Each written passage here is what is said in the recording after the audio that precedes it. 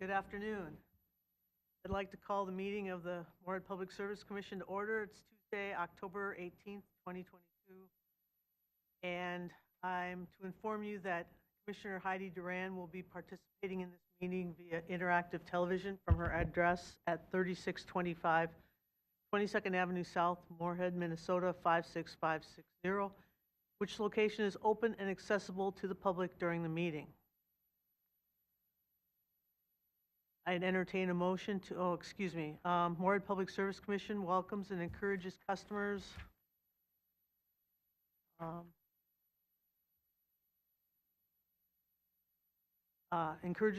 input on issues listed on the agenda or general water utility interest, time and commission permitting. Speakers are limited to 3-minute presentations. Customers wishing to address the commission regarding a specific agenda item will be afforded an opportunity during the discussion of the item. Customers wishing to speak on matters not listed on the agenda will be given the opportunity to do so under the heading Customers to be heard in recognitions. Each person requesting opportunity to speak is asked to fill out a request to speak form located in the table in the back of the room and presented to the administrative assistant in attendance at the meeting. Any follow-up feedback will be done by email on anything that cannot be resolved this evening. I entertain now a motion to approve the agenda. So moved. Second. I have a motion by Paulson, seconded by McDougall to approve the meeting's agenda. Hendrickson? Yes. Paulson? Yes. Duran? Yes. McDougall? Yes. Okay, the agenda's been approved. I now entertain a motion to approve the consent agenda. Yes? We remove item 11 from consent.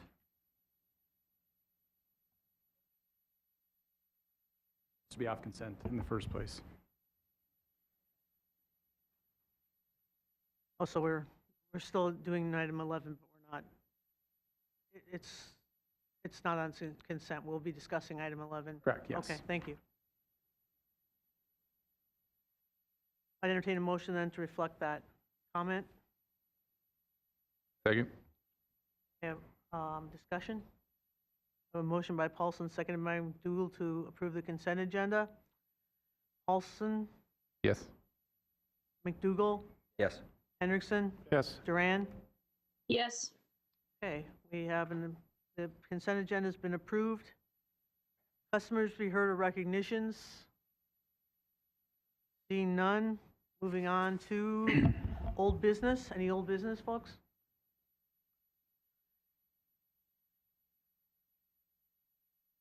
And item number 8 is the public hearing, which we will conduct at 5:30 p.m. Wait to read the rules? Yeah, just do that at Yep. 5:30. I think so. Any reports, City Council? Yeah, just a couple things, Madam Chair.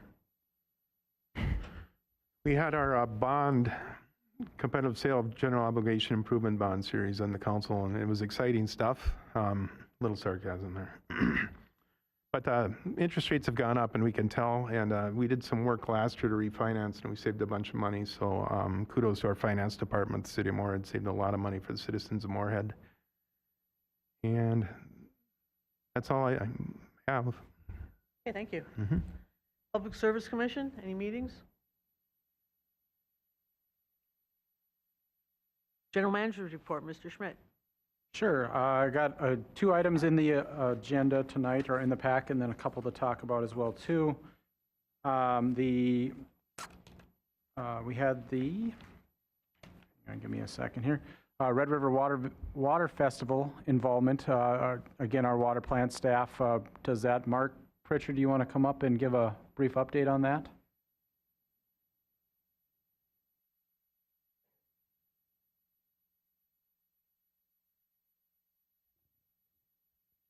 Thank you, Travis. Mark Pritchard, Water Plant Supervisor. As Travis had mentioned, the Red River Water Festival was conducted here at the 3rd week of September, and that's an activity that goes for about a week where area 4th graders from all of the elementary schools come to this building here And as part of the presentation, the Moorhead Water Plant staff actually combined with City of Fargo operations staff and had what was called the Water Treatment Officer table.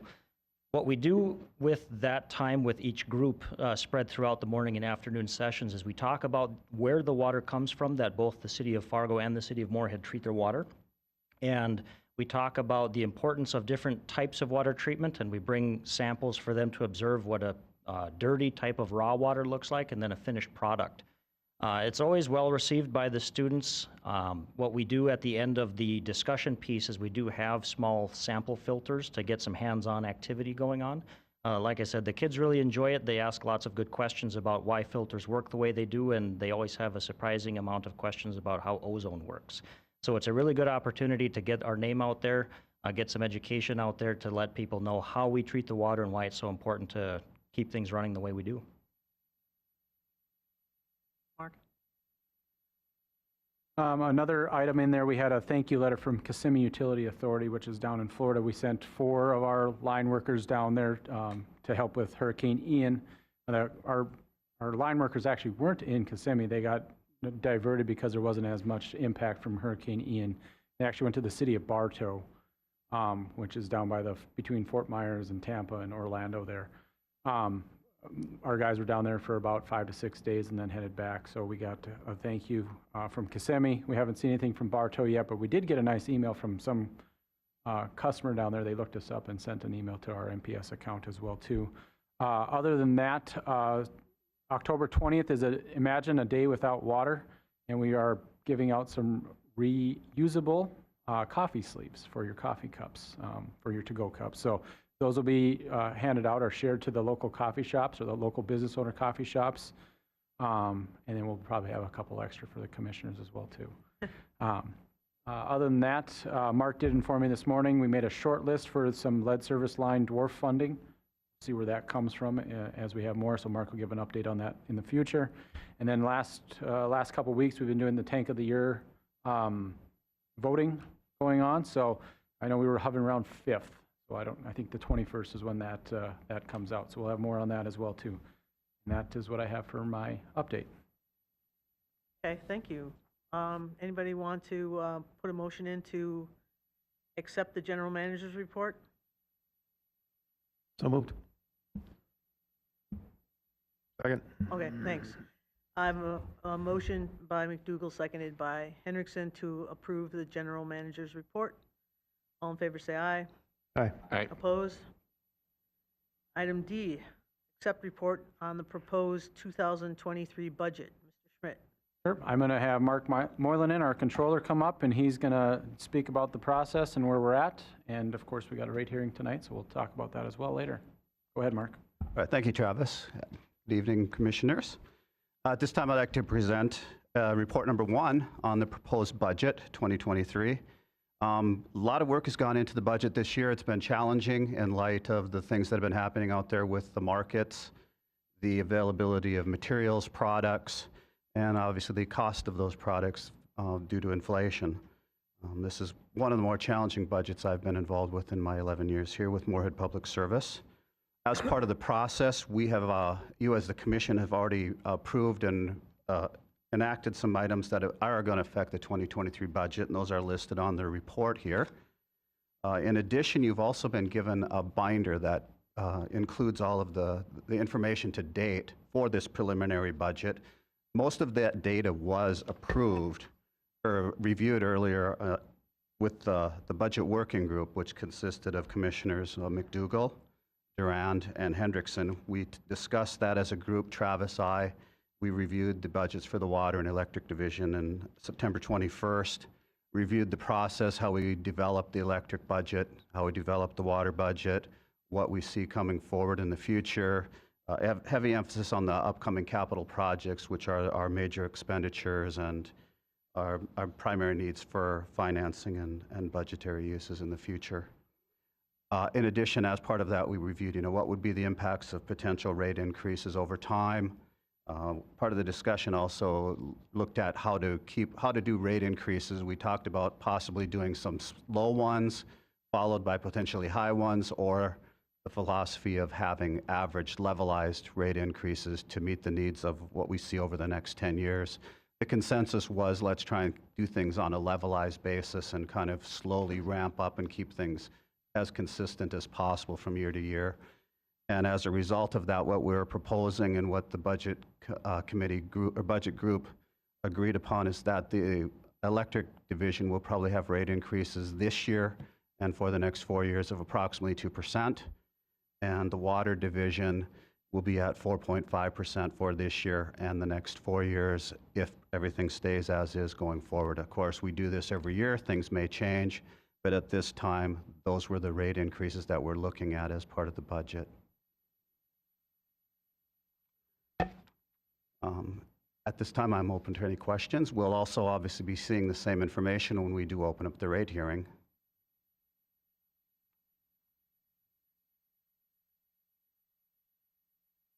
Questions for Mark? I know a couple of you are already, all three of you actually were involved in the process, correct?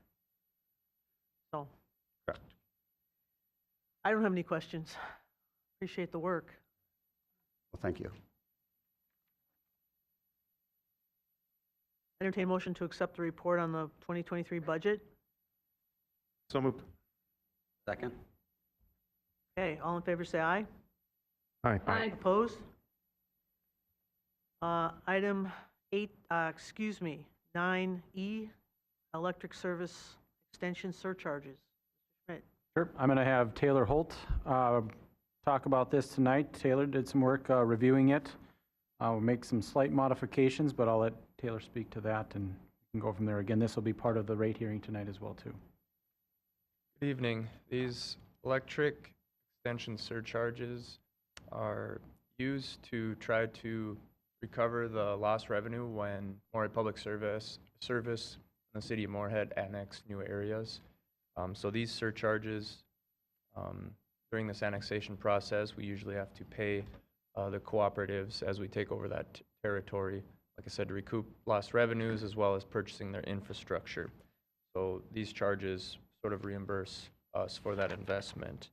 The way that they're designed is if Moorhead Public Services rates are less than the competing cooperatives or investor-owned utility, we will split the difference between them and recoup the cost for that spread. If Moorhead Public Services rates are actually higher than the opposing utilities, we don't end up charging the customers any. Due to some very large rate increases by the two utilities in question that were implemented for the year 2022, we have seen some significant growth in these prices. When you look at it in cents or tenths or hundredths of a cent, it doesn't seem like a lot, but you can see that it is somewhat impacted on it on a percentage basis.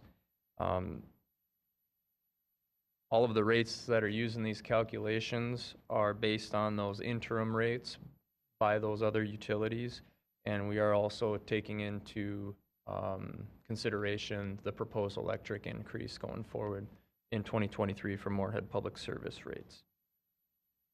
In saying that, does anybody have any questions on the surcharges, how they're calculated, or what they're used for?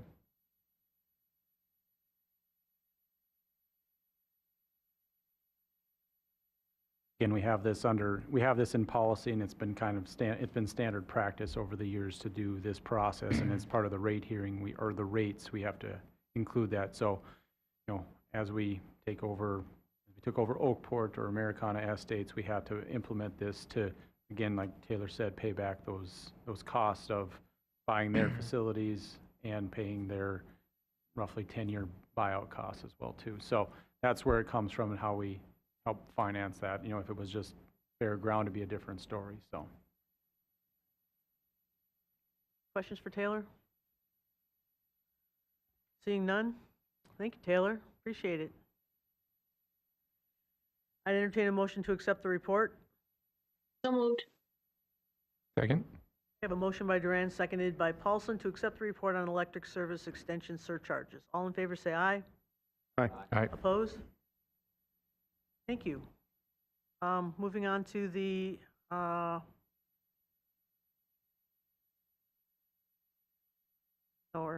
we're out of, where am I? Item 10, right. We've got time. Approve the 2022 water rate study. Sure, I'll start with this again on an annual, or every 5 to 7 years, we do rate studies for both electric and water. This year was a year that we were doing the water rate study, so we've got Tim Miller here tonight from Missouri River Energy Services. He's done several of these for Moorhead Public Service, and next year we get to do another one. We get to do the electric rate study as well too. So I'm going to let Tim give you a presentation on the water rate study. Staff has looked in, or Mark, myself, and Jake, Jerry, and Mark Pritchard has all kind of heard this already. Tim's given us a draft presentation on it about a month or so ago. So again, this is what you're getting tonight. So I'll let Tim go ahead and run with it. Okay. Thank you very much for having me, and you've seen the report in your packets, so I've got a PowerPoint here. Kind of go through the highlights, and if you have any questions, feel free to let me know. I think we can go forward.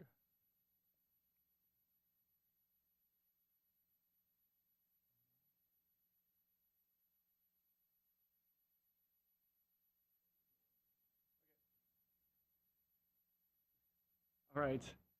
So this is our 4th water rate study we've completed for Moorhead, so appreciate coming back here. We are proposing 4.5% increases over the next 4 years, and actually the last 5 years you've averaged 4.7% increases. So you're about on pace with what you've been doing here recently for rate increases. One thing we always emphasize is that the percentages do vary by customer and class. So not everyone's going to get exactly 4.5%. You'll see the details here in a minute. Part of the role that I play is to kind of look at the cost of service and see what customers should pay for the water that they're receiving. So that's really the role of the rate study every few years, is to make sure that kind of rates are in balance with the cost. The other thing we really emphasize is fixed cost recovery. You have a lot of debt service, and we want to make sure that you're recovering that. Volume, as you'll see here in a minute, really varies from year to year, but we want to make sure that you're recovering your fixed costs. As far as reasons for the rate increases, we're not seeing any water usage growth, unlike a lot of businesses and other utilities where you might see usage grow. You're not really seeing that. Most water utilities are not. And so your costs are increasing, your sales are not. So by nature, you're going to have some cost pressures then on the rates, because you have to keep up pace with those rising costs. In particular, treatment plant costs, working with Mark in the budget, going up about $1.6 million just in 2 years. So that's chemicals and then the dewatering plants as well. And so those are factored into the study. And that factor alone really makes up a large part of the increase that we're proposing. The other factor there is capital expenditures, about $32 million over 5 years. Some of that is still in flux. Some of those projects could shift a little bit, but we put them all in there just to make sure they're covered, and that would increase debt service by about $1.5 million from 21 to 27. So that too is another major factor with the rates. Final point we'll look at is rate comparisons. The industrial rates still are quite competitive and below the medians at this point. Looking at these pie charts, it's kind of interesting. Speaking of industrial, in 2003, before the first rate study that we did, they were about 29% of your sales. They're down to 17%. So that really has evolved over time. They're using a lot less water. That's part of the sales declines that you've seen. Residential's using a lot more. Dilworth has gone from 2 to 8%. So some of the changes you've seen over about 19 years in terms of the mix of sales. Industrial is only 3 customers, but again, they're still a pretty significant piece of the total there at 17%. So this then shows over the last 16 years kind of the change in usage. The green line there is commercial and industrial. You can see they were starting out at about 900,000 sales units in 2006. They've dropped almost 40% over 16 years, down to about 550,000. So that too has really contributed to not having growth in your sales because they're just using a lot less water for various reasons. Commercial customers also being more efficient with how they use water. On the other hand, residential apartments are about where they were in 2006. So you can see just over 1 million sales units in 2022 is what we're projecting. But to note there at the bottom, it's kind of staggering that you've added over 2,000 residential customers and over 70 apartment meters, and yet you're not selling any more water over those 16 years than what you were in 2006. So again, Customers are becoming a lot more efficient on how they're using water, and so that's resulting in less usage per customer. And that leads into this next slide, where you see the residential usage per meter per month back in 92. So this goes back 30 years. You're about 800 cubic feet per meter per month. Now you're down close to 500. So again, we've seen this in all the other rate studies we've done as well. Customers have more efficient dishwashers, washing machines, and so on. And so that, again, is having a drag on the sales. So again, the bottom line here is sales are not growing, costs are, and so that does put pressure on rates and the need to have kind of regular rate increases to keep pace with that. Looking at your costs then over the next 4 years, debt service and capital expenditures make up about a third of that. You're probably not surprised based on looking at the budget and what share that makes up of the total. Salaries and benefits come in at about a quarter of the costs. Non-variable operating, so those are costs that don't vary by volume, about 21%. The transfer at 6%, and so what remains there is that red piece, 12%. That is the variable cost. So basically chemicals and power for the most part. Those are the costs that really vary with volume. Only 12% of your costs are going to vary with volume. So what I've noted there on the bottom, each 1% change in water sales could equal anywhere from $50,000 to $70,000 in income. So in a dry year like 2001, that's very much to the benefit of the utility. You're going to see a real upside to income. Wet years, it's going to go very much the other way. And so again, there's a lot of variability there. Again, not many variable costs in relation to the total rate. So that's a key factor really in setting water rates and making sure you're recovering your fixed costs. Okay, looking at capital expenditures and debt. Again, $32 million of capital expenditures. The big one there is the Highway 10 raw water line. That's been pushed back a few times. That's coming in at $13 million estimate. So if that occurs, that'll be the big one there. Some water main replacements. The metering project is already underway and going out to bid. That's at 4.5 estimated. Some other treatment plant and so on. So again, that's kind of rounding out the total. I also noted that in 27 right now, your budget is looking at that well field that may occur. Obviously, that is very much in flux too, but if that occurs, that could be as much as $12.5 million or more. So these are all things that we worked with Mark and staff on in terms of budgeting and making sure that we're kind of preparing for the future. We want to make sure that we're not caught on surprise. I think as he mentioned too, we want to have kind of levelized increases so that we're not surprising customers with a really huge increase, hopefully down the road. So as far as debt service, you can see the amounts there. In 21, your debt service was $1.7 million, going up to about $3.2 million in 27 if all of these projects occur. So again, trying to feather up those rates to prepare for the future of what might be coming down the road.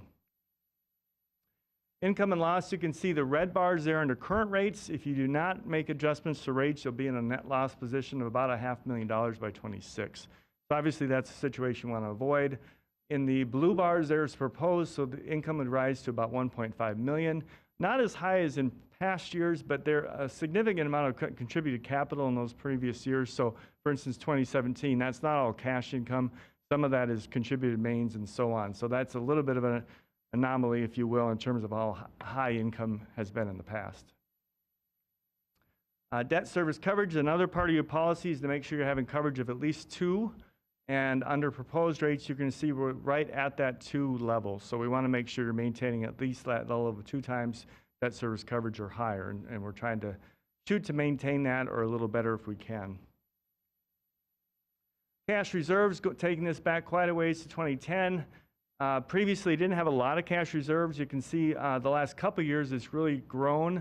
Part of that is because you had some big debt issuances that were able to pay for capital expenditures. So instead of cash reserves for those, you're able to issue debt. And so that really allowed you to store up some cash, which I think was great because you've got some huge projects coming up and it's a good position to be in. The red line does indicate, though, that without rate adjustments, you're going to be below that target minimum. And again, that minimum is based on 225 days of cash. So you would fall below that by 2025 if you don't adjust rates. If you do these 4.5% increases, you would remain above the minimum. And again, that truly, I think, is just a minimum. You want to stay above that if you can. And you can see we're doing that now with the proposed rates. I didn't show 2027, but certainly with that new debt issuance with the Highway 10 water main, if that does occur, it's going to fall off again in future years. So you're going to want to keep your eye on this. Again, this is very much in flux from year to year as you do your budgeting process to see how things are going. This is another way to look at cash. So this is looking at cash as a percentage of operating revenues, and we benchmark with 55 other area utilities. And that median level, which is a little bit hard to see, is 76%. So that's the median of those 55 utilities in terms of how much cash they have. You can see historically you've been a little bit below that. You have bounced above that the last couple years. Under current and proposed rates, you'll still be a little bit below that, but some of these utilities don't use as much use of debt financing as you do. And so I think you're still in a very good position, but I kind of wanted to put this in perspective. You might look, again, looking at that previous slide and looking at that cash balance being a lot larger than it was. Well, yes, that is true and it's good, but in perspective with other utilities, you're really still well in line with what others are doing with cash reserves for a utility of your size. All right, looking at cost of service, couple key terms. Base costs are those that vary with volume. Extra are those in excess of average that kind of are looking at the peak day, so looking at a hot summer day when a lot of people are watering and so on. And so the capacity factor then looks at how levelized usage is throughout the year. So residential and commercial customers are tending to have a higher factor because they use a lot more water in the summer than other months. You'll see that here in a minute. Apartments and industrial use quite a bit less. In the summer, their usage is pretty stable, and so they get a lower volume rate, and that kind of feeds into the rate design that you'll see here again. So in essence, a lower capacity factor equals a lower rate.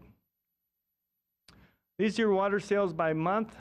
You can see the 4 years, the historical years.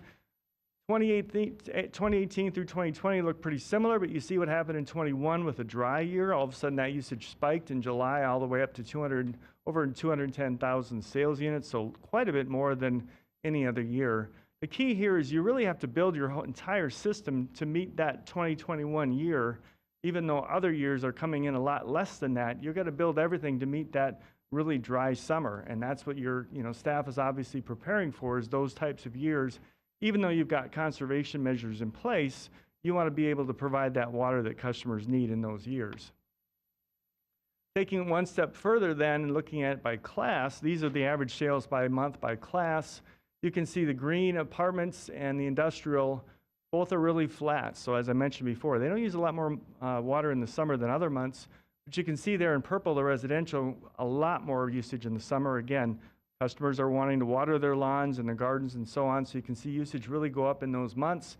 And kind of the same with commercial, even though their sales are lower, they do use a lot more in the summer with irrigation. So again, that's really the usage that the system is being built around to kind of meet that.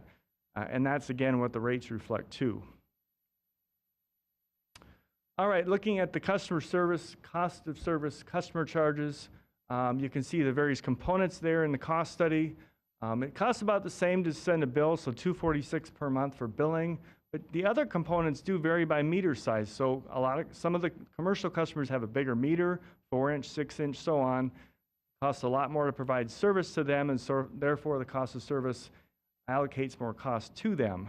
You can see the average of 50 area utilities there is off to the right, and your cost of service charge, so in other words, the charges that we're shooting for by 2026 are very well in line with what the median average is for other utilities that we track. So again, the methodology is similar and we're kind of getting to the same result. All costs are a little different, but you can see it will be pretty well in line with what the averages are there on the right.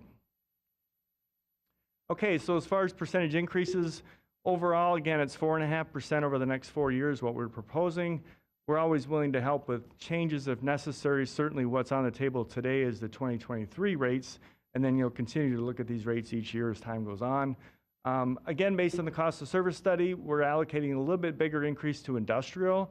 As I noted down below in the fine print there, the last cost study that we indicated a 28% increase for them over 5 years, they actually received a 20%, so a little bit less than what was indicated by the cost of service, giving them a little bit of the benefit of the doubt, not wanting to over adjust for the cost study and give them competitive rates. But again, with this cost study kind of indicating the same results, that they really should see a little bit more than the averages, we felt it was a good time to kind of reflect a little bit bigger increase. So they're getting around 6% as a proposal versus 4.5% on average. Residential is also getting slightly more than that, right around 5% in the proposals. And the apartments and commercial are getting a little bit less. And so again, these are the things that we're trying to do with each cost study to kind of rebalance the rates and make sure customers are paying what they should based on the cost of service. These are the proposed rates. You'll hear more about these in the rate hearing in a minute, but you can see the 2023 rates there. So modest increases in all the different customer charges, again, to reflect those fixed costs of providing service. So they would go up in step increments over time to get to those cost of service levels by 26. The volume rates, you can see, I kind of noted this before, but again, apartments and industrial have more steady usage, so their volume rates on average are lower, and the other classes are higher, just to reflect, again, the cost study. Dilworth, obviously some costs are excluded from their calculation because they don't benefit from the water towers and some of the system of mains that serve the entire town, so they also get a lower volume rate in the cost study. I'm not going to go through these in detail. These are all the various rates that you've got in the report. Residential would continue with their individualized goal rate, so they have a higher rate for usage over 1.5 times the winter usage, so that would continue. Everyone else gets a seasonal rate, so again, those that use a lot more water in the summer are going to pay a little bit more, but if you use water steadily throughout the year, you're going to kind of average out with these seasonal rates. And the fire protection charges were implemented in 2013 as a way for the utility to recover those costs. Those are pretty close to where they should be, so just some very small increases, especially for residential, only about a nickel a month is all they'll see for that proposed charge. For the rate comparisons, the residential rate, you can see this is pretty small, but the yellow is groundwater, green is surface, and then the purple is surface with advanced oxidation. Currently, Moorhead is just slightly above the median. The median there is 36.91. You're a little bit above that. The median is 4% lower. Typical residential would go up about 5%, but keeping in mind that's about $2 per month, give or take. So it's percentage-wise, it's around 5, but on a dollar basis, it's a pretty small amount. And again, I fully expect that other water utilities will be going up over time as they see the very same cost pressures that Moorhead is seeing. For a commercial customer, looks like that didn't come through. Might not have come through either. Commercial customers, basically the median is about 11% lower than Moorhead right now, so a little less competitive on the commercial side. That'll show up better, hopefully, in your packet and in your report. And then the key here on industrial is that actually you are below the median, and so the median is still going to be well above you, even with the 6% increase. In the interest of time, I'll wrap up here, and if you have any questions, you can let me know. Again, these rate increases, I think, are very necessary to fund the capital expenditures and maintain financial integrity of the utility. Fixed costs are very important as far as recovering those debt costs and make sure you have that in your rates. Again, with residential, we talk percentages, but really it's about $2 per month in each year. So pretty modest increases on a monthly basis. We're always available to assist with changes, and again, we're seeing others with cost pressures as well. So again, with that, I want to appreciate all the help that staff gave, Mark and everyone else, and all the input, and Travis, and I'll entertain any questions you might have. Questions, folks? Okay, I'm looking for a motion then. So moved. Second. I have a motion by Hendrickson, seconded by McDougall, to approve the 2022 water rate study. Discussion? Chair? Yes? I just want to, again, thank Tim and Mark and Jake and Jerry for all the effort they put in. There's a lot of data there and a lot of review that they've done with this, and they do a fantastic job of putting this together, so I want to thank them for that. Absolutely. I'm remiss in not sending out my thank yous. So thank you for reminding me, Mr. Schmidt. Appreciate it. Seeing no discussion, Hendrickson, Yes. McDougall, Yes. Paulson, Yes. Duran. Yes. Okay, we've approved the rate study. Go ahead, keep going. Okay. Item number 11. Mr. Schmidt. Sure. I'm going to have Taylor come up and speak to this. Again, this is approved the Moorhead's continuation of 100% net zero carbon power supply through Missouri River Energy Services Red Energy Choices program for 2023. We've done this the last couple of years. There's a couple tweaks that Missouri River has made to this, and we just want to explain that tonight so that you're aware of that. Go ahead, Taylor. Good evening again. Red Energy Choices is a program offered by Missouri River Energy Services that allows participating utilities to make the claim that the power they provide their customers is 100% net zero carbon. How they do that is that they take their power supply mix that is currently from carbon producing generation, and the utility purchases renewable energy credits, which are totaled at 1,000 kilowatt hours. And you purchase enough of those to offset those by purchasing net zero carbon energy off of the grid. The biggest changes year over year is the program was always a 1-year backward-looking program when it comes to the billing aspect of things. What's being proposed now is a 3-year average. What that's designed to do is prevent any rapid swings year over year based on generation. There could be weather events that swing things. For instance, 3 years ago we had, before the renewable energy credits were purchased, we had 89% of our power being provided to us was already considered net zero carbon. Last year, it was 87%. Correct, and then this year it would have been And 80%. this year, it's looking at 80. When that gets all averaged out, it's going to end up being 85. So, but that jump from 87 to 80 would have been much more drastic. Like I said, doing this is going to make our next 3 years much more consistent, easier to budget for that program, and keep the power bills much more consistent year over year. The way we get billed is based on our monthly sold kilowatt hour sales. All of that billing ends up going through Missouri River Energy Services before it comes to us. Another thing to point out is that there's no formal written agreement with MRES that's necessary to participate in this program, but Missouri River likes to get at least a verbal commitment of 1 year annually to keep the program going. I take it that's what this is about, to approve the 1-year commitment then? That is correct. Okay. That would be for the commitment to the year 2023. Okay. And we just do it every year because it's, we don't want to make it, we don't know the cost, or how can we only do 1 year instead of many years down the road? Yeah, a lot of it comes down to the power supply and the mix and the adjustments from year to year. If it would have been 80%, you could have probably spent about $80,000 to $90,000 to purchase those RECs for the year. So it's just making sure the commission's aware of it and if they want to continue with it or not. I mean, if it went from, it went to, 1 cent per, it would have been a lot bigger cost. And that's the reason why we didn't do it the first year.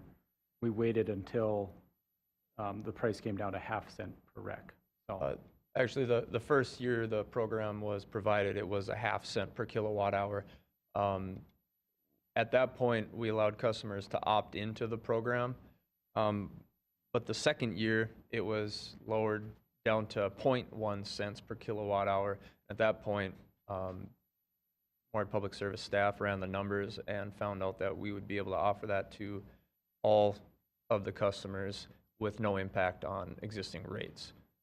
And that's what was proposed to the commission, and it was approved, and there haven't been any rate increases since.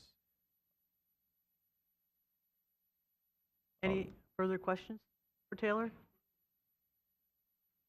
Still a great program and Yeah. a very cost-effective way to handle it. I was impressed with the actual dollar amount that we had to lay out. It seems rather, yeah.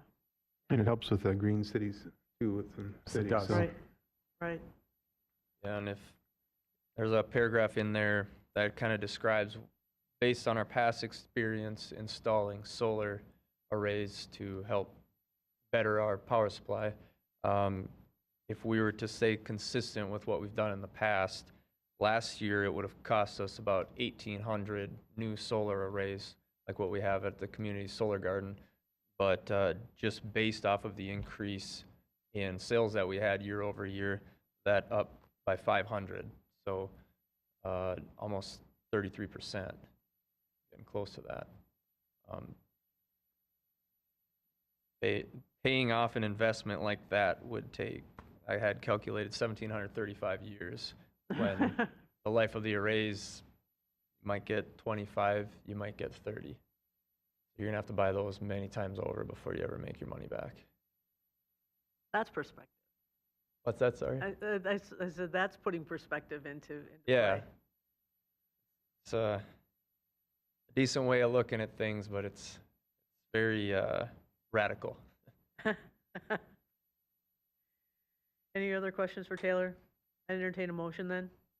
So moved. Second?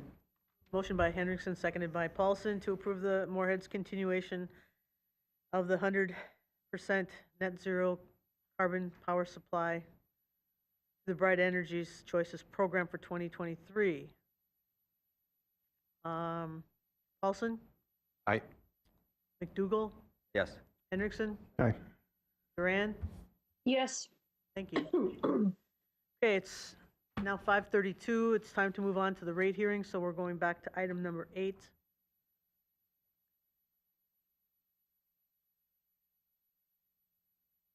Okay. Bear with me as I read through this.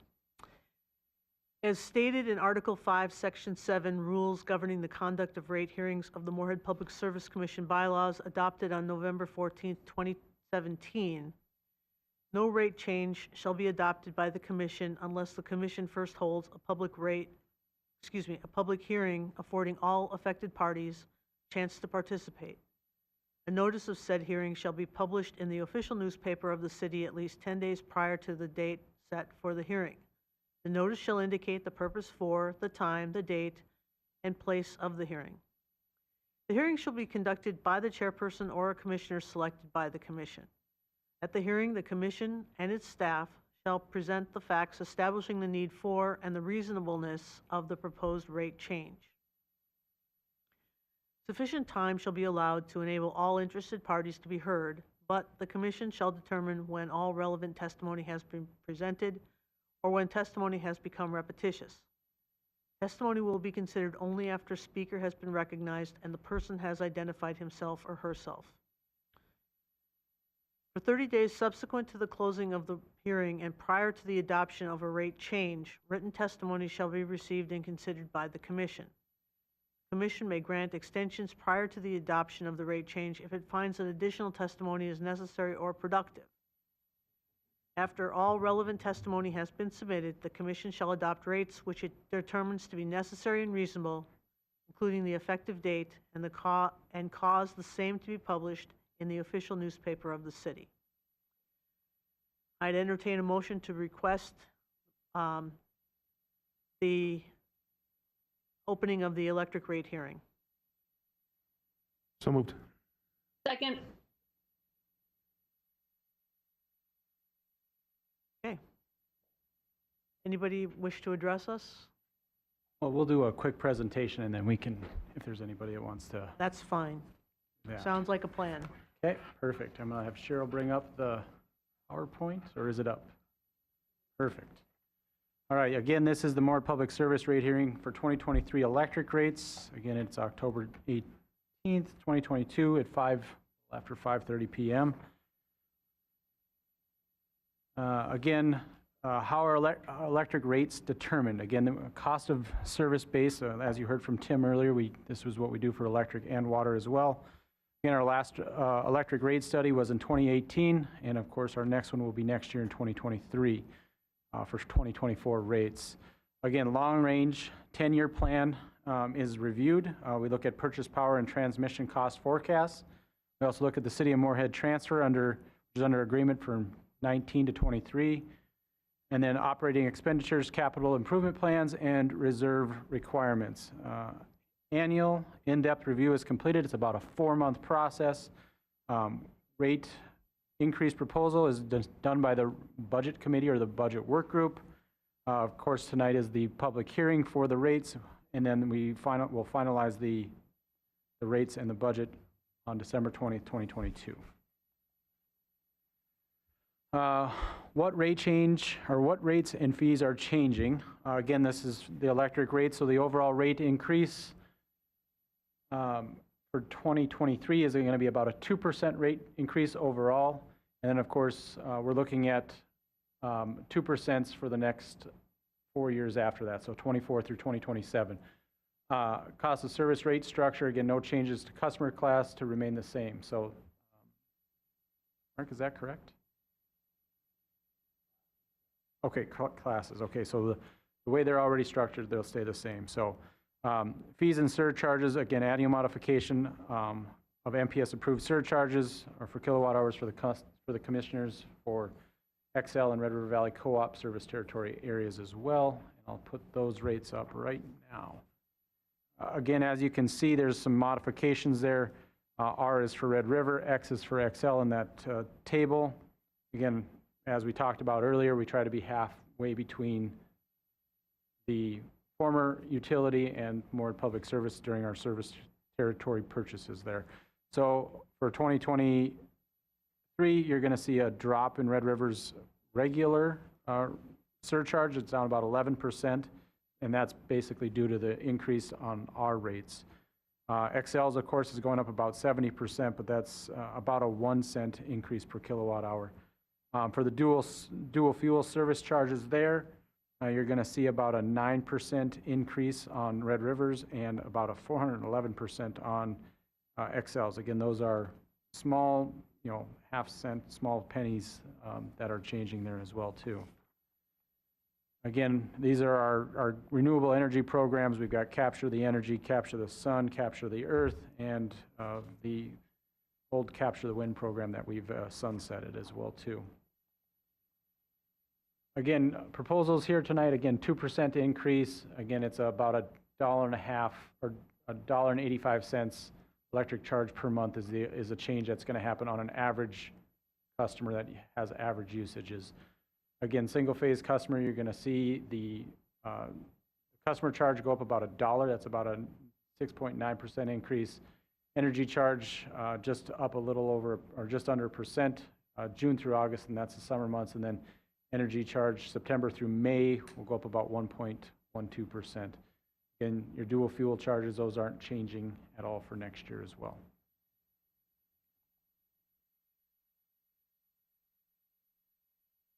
And proposed electric rate increases, dollar impact on the customer charge, and about 85 cents on the actual kilowatt hour consumption. And that's the adjustments you're going to see. Again, that's an average usage based on 850 kilowatt hours per month, and then taking the average of the 3 months of the summer rate and then the non-summer rate. And as we get into the non-residential charges, you can see some changes there as well too, going up about 7% on the customer charge on the small general service. Now that's a customer that uses 6,000 kilowatt hours less a month and 25 kW or less. So that's our small general service customers. Again, small increases on the consumption side of that, and then your demand is going up just a little under 1% as well too. General service, again, this is our large commercial customer area. Again, no adjustment on the customer charge, energy charge primary, secondary, but you are seeing some secondary demand, secondary summer and winter months. Those are some adjustments that you're going to see there as well too. Again, where does your payment go? Again, this is an average residential customer of $95.09. Again, just under 50% of that goes to purchase power. City transfers about 20.97%. Capital expenditures not financed is 10.57%. Salary and wages is just under 11%. Other operating expenses about 6.7%. And then principal and interest payments, those are about 3.52%. And then increased bond reserves is a 0.23% adjustment as well too. So overall, customer spends about $100 a month. That's where it goes. That's where the numbers go to. And how do our rates compare to other utilities? Again, we've talked about this a few meetings ago. We were the lowest, and based on the expected changes, we'd still be the lowest in the region. Again, we still don't know what the other rate adjustments are going to look like, but just based off of what our 2% increase, we're still going to be under everybody else, depending on what their adjustments are as well too. So good information there. Okay, Again, how have we done historically with rates? Again, 2016, we had a 2.5%, and then 2017, 4.5%, and then we've had zeros for the next 5 years, so this is the first year we'll have a rate increase since 2017. And then we're looking out into the future years there where you got a 2% increases there. Again, those are expected increases. Again, we got to see how everything is going. Could be higher, could be lower. It also depends a lot on our purchase power too. And that's where a lot of tonight's increase is coming from, is our purchase power. WAPA is going up about 15%, and that equates to about a 2% increase on our side of things. Again, overall, electric and water increases, and we'll go over the water charges in a little bit. Just residential impact here again, just under 2%, 1.98% is the impact there. Water charges, of course, we'll talk about that in a minute, but the overall impact to a customer on average per month is about $3.90 for both water and electric adjustments if Commission approves those. Any questions?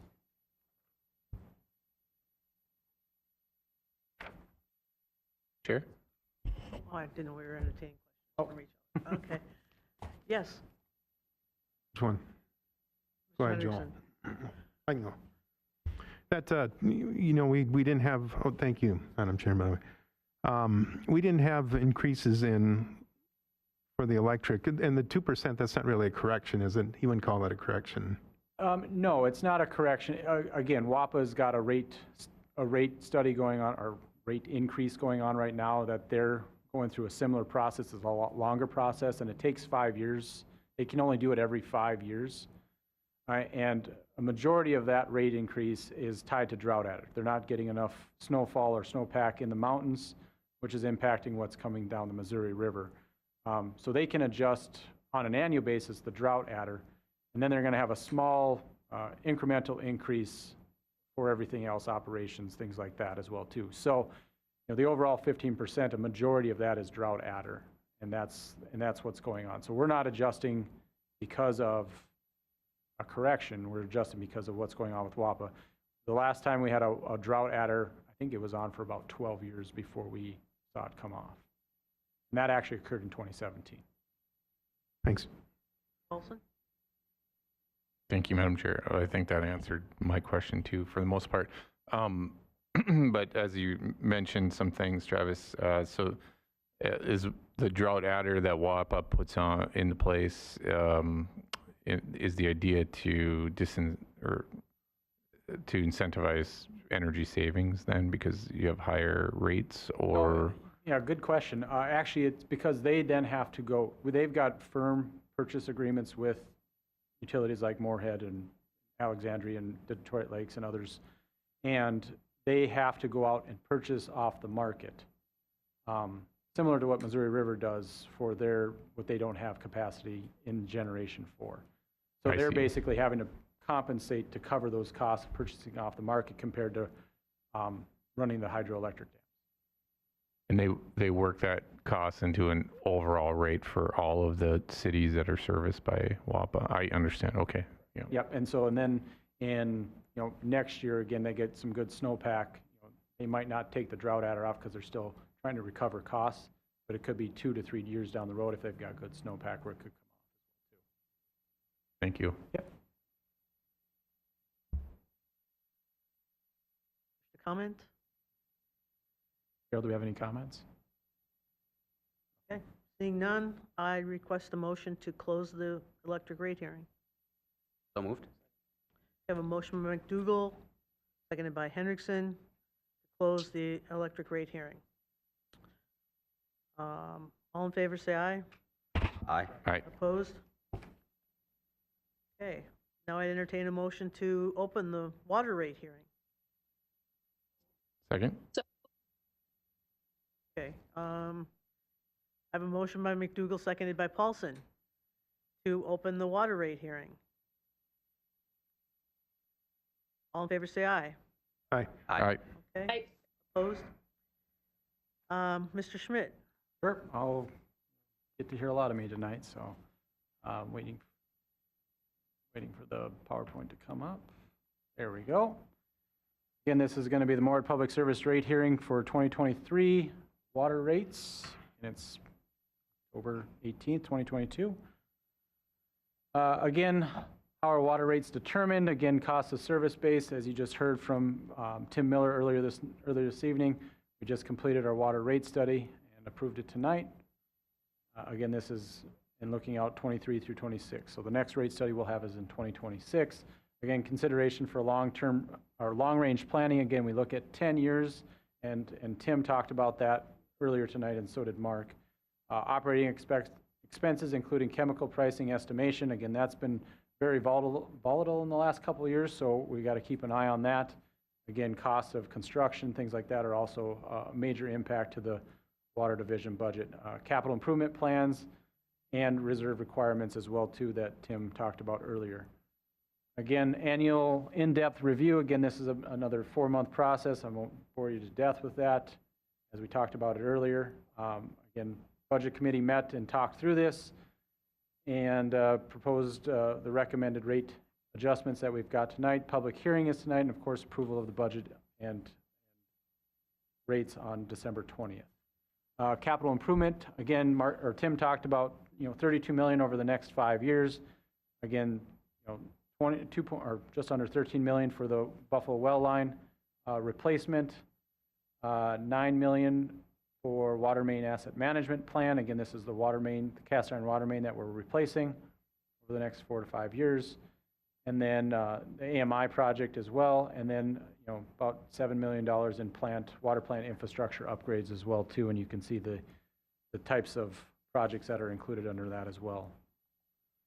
Again, proposed rate increase, an overall 4.5%. We're looking at the customer charges, and that's based off the meter size. So we go from 5/8 inch all the way up to 8 inch. And you can see the percentage increases and dollar amount increases included in the table there as well, too. Again, we look at the residential side. Again, that's an overall 4% increase, as Tim talked about earlier. Again, that fluctuates between summer and winter as well, too. Apartments, of course, is again a 4% overall increase. Commercial is roughly 2.8, so that's kind of the middle of the road commercial businesses that we have. And then our industrial customers, which is our large customers, they're going to see about a 6%. Again, we're doing a little catch up there, as Tim talked about earlier. Again, proposed rate increase, impact on an average residential customer. Again, we look at 600 cubic feet or 4,500 gallons per month on a 3/4 inch meter, taking into effect or factoring in the 6 months of summer and winter rates that we have. You're going to see a $2.05 adjustment. Some of that comes into the customer charge, the commodity charge, and then a little bit for fire protection that we talked about earlier. Again, fire hydrant facility charge, see some minor adjustments there. Residential is going to go up about 2% or a little over 2%. Commercial 1.7% or about that. Apartments up 3.57%, and then industrial is just under 5% as well, too. Again, where does your money go? Again, 600 cubic feet costs a customer, an average customer, about $45 a month. Again, majority of those costs go to salary and wages, operating expenses. Chemicals are about 12%, city transfers about 6%. Bond reserves is 0.4%, and then principal interest payments is about 15%. And Tim noted all those earlier as well. And how do we compare rates? Again, Tim had a bigger view there. We keep it a little bit more local. And again, we're kind of right in the mix there as well, too. So when it comes to comparison to others. So a little different than on the electric side, something we've got to work towards, but a lot of debt when it comes to the water side of things. So, and a lot of major projects coming as well, too. So to find some funding. Again, overall, how do our rates compare historically? As you saw, we got some 6.5, some 5s. Bumped down to 3.5 the last 2 years, but just again due to the Lime dewatering facility, trucking costs, a lot of that are part of the major increase on this, along with planning for future projects and things like that as well, too, along with water main replacement as well. So again, looking out the next couple of years, we're looking at 4.5s going forward. Again, that's all variable based on commodity charges, chemical costs, trucking costs, and if we can find some avenues to reduce our lime hauling costs. Again, electric and water rate impacts. Again, we looked at this a little bit ago at the electric hearing. Overall, a $3.90 increase to all customers for an average residential customer. Again, $1.85 on the electric side, $2.05 on the water side. And that's about just under 2% electric change or adjustment. Water is about 4.75%. And at the end of the day, the total impact is about a 3% increase for both water and electric combined. So I will open it up to any questions, or if we got customers to be heard. Mr. Hendrickson. Thank you, Madam Chair. And I meant to ask this when Tim was here, and I apologize for that. But one thing and it was a very good water study. And I've been through a couple of them, so very good. Question I have is, I'm looking at the comparison of monthly commercial water service bills, and I'm seeing Breckenridge so high, and it's for residential too. And they are a border city. I'm just wondering why theirs is up above everybody else. I don't know if you can answer that. I wish Tim was here, and I apologize, like I said. Mark and Mark? I don't specifically know the answer. I think they get a new water treatment facility, or did Wahpeton get one? I think that might be the cost. Yeah, Breckenridge did. So I think that they probably got some major debt service for that, so that's probably the increase, but we can get you the answer. Yeah, and I was just wondering, like I said, I should ask Tim, but it kind of struck me that it's a border city too, so I was wondering. Thanks. I think it was a new water plant, if I'm right. Okay, thank you. Comments? Anybody wishing to address the commission regarding the water rate?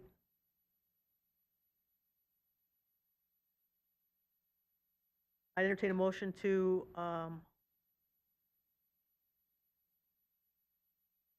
close the water rate hearing. So moved. Second. I have a motion by Hendrickson, second by McDougall to close the water rate hearing. All in favor, say aye. Aye. Aye. Opposed? Thank you very much. Written comments will be received for 30 days from the date of this hearing, and no action will be taken on the rates until 30 days from the date of this rate hearing. For comments to be considered by the commission, written comments should be postmarked no later than Friday, November 18th, 2022, and mailed to the Moorhead Public Service Commission, P.O. Box 779, Moorhead, Minnesota 56561-0779. A formal decision regarding MPS's 2022 rate structure will be determined at the commission meeting on or about December 20th, 2022. Additional information on our proposed budgets and rates is available at www.mpsutility.com.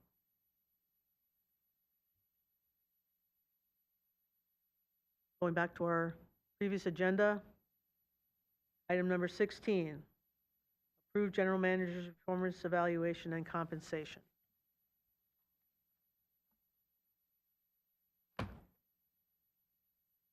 On September 20th, 2022, the commission held a closed meeting to evaluate the performance of General Manager Travis Schmidt. In accordance with governing law, at this commission meeting, which is the next possible open commission meeting following the previous mentioned closed session, Moorhead Public Service is required to summarize the conclusions of the evaluation of the performance of General Manager Schmidt reached by the commission at the September 20th, 2022 closed meeting. Conclusions. General Manager Schmidt did not request that such meeting be open to the public. As a result, the evaluation of General Manager Schmidt's performance took place in a closed meeting as provided under Minnesota open meeting law. As chairperson of MPS, I will now provide a summary of the conclusions reached by the commission from the September 20th, 2022 evaluation.